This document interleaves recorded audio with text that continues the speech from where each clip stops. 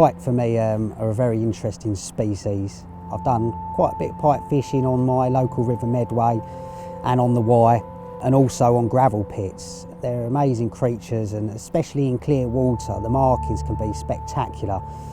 Very impressive when they reach specimen size, and I always like to get out and at least do a few sessions each year for them. Roving around big pits is the way that I like to fish, covering a lot of water. I like to fish as many swims as I can, giving it about 40 minutes to an hour in each swim. The margins are particularly productive. However, you know, if you know the lake and you know the drop-offs, they're the sort of areas to target. Those pike are going to be where the shoalfish are, so you can locate them, you can locate the pike. At the back of weed beds has been quite productive as well, just off drop-offs. And like I said, I don't leave it too long in each spot. And you know, really those feeding spells, again, like all species, they're quite slim, and you can pick them up during the day, but I found that in the evening times that's when it's most productive. But yeah, just cover as much water as you can. You know, you've got a better chance of catching a fish.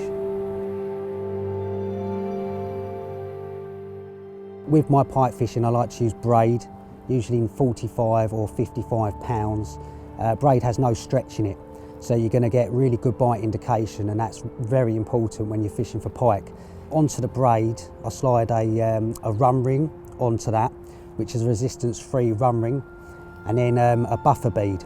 And straight after that, I'll put a quick snap swivel or a quick change swivel, and that just allows you to change your traces quickly, which can be important, especially when you get kinks in them following a catch. You just want to, you know, knock one off and put one straight back on, and that saves a lot of hassle.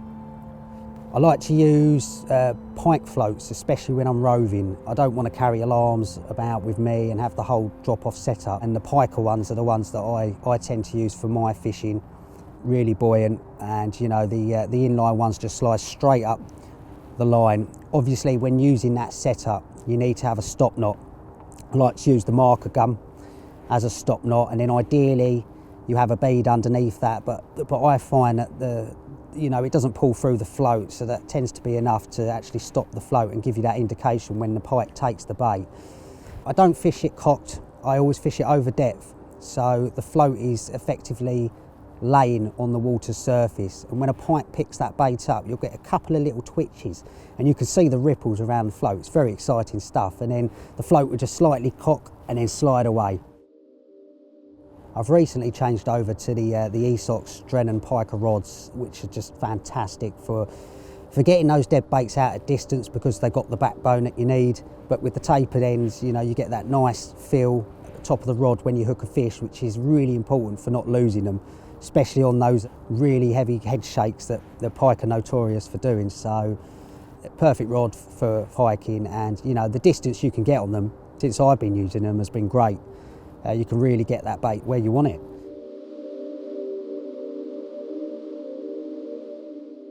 There are so many baits out there for the pike angler, really sport for choice. I like to keep it nice and simple. Mackerel has always been a favourite of mine. It's caught me a lot of my pike. Lamprey is another one. Again, with, you know, such tough skin, you can get that casting distance on them and not worried about them coming off, because unless you've got a bait boat to bait them out, you know, you're not going to get a herring out of distance, just come straight off the hook. So mackerel and lamprey are my go-to. Unfortunately, we didn't manage to get a big pike on camera this time. You know, these big pit pike can be very unpredictable.